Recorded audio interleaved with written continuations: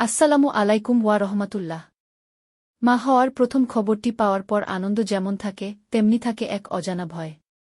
বিশেষ করে প্রথম মাসটি সবথেকে বেশি গুরুত্বপূর্ণ, কারণ এই সময়েই ছোট একটি কোষ থেকে শিশুর গঠন শুরু হয়। আজকের ভিডিওতে আমি আপনাদের জানাবো প্রথম মাসে আপনার জীবনযাত্রায় কি কি পরিবর্তন আনতে হবে এবং কোন ভুলগুলো করলে গর্ভপাতের ঝুঁকি বাড়তে পারে।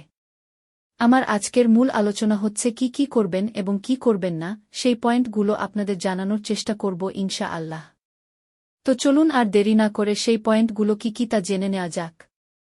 পয়েন্ট নাম্বার 1, ভারী কাজ ও বিশ্রাম। প্রথম মাসে ভারী বালতি তোলা, ঘর মোছা বা সিঁড়ি দিয়ে দ্রুত ওঠানামা করা এড়িয়ে চলুন। অতিরিক্ত শারীরিক পরিশ্রম জরায়ুর উপর চাপ সৃষ্টি করতে পারে, যা এই সময়ে ঝুঁকিপূর্ণ হতে পারে। পয়েন্ট নাম্বার 2, খাবারের তালিকা ও পুষ্টি। চা বা কফির ক্যাফেইন যতটুকু সম্ভব কমিয়ে আনুন।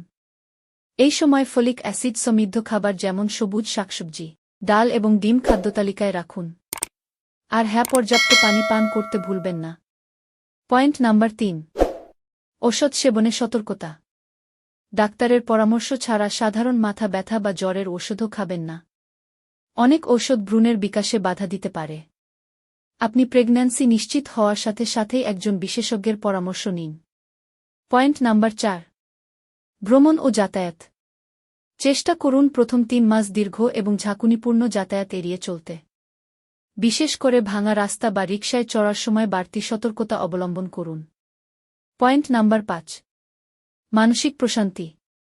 দুশ্চিন্তা বা মানসিক চাপ আপনার হরমোনের উপর প্রভাব ফেলে।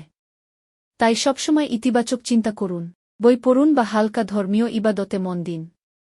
মনে রাখবেন, আপনার মনের অবস্থা শিশুর উপর প্রভাব ফেলে। এখন আসুন জানি কখন ডাক্তারের কাছে যাবেন।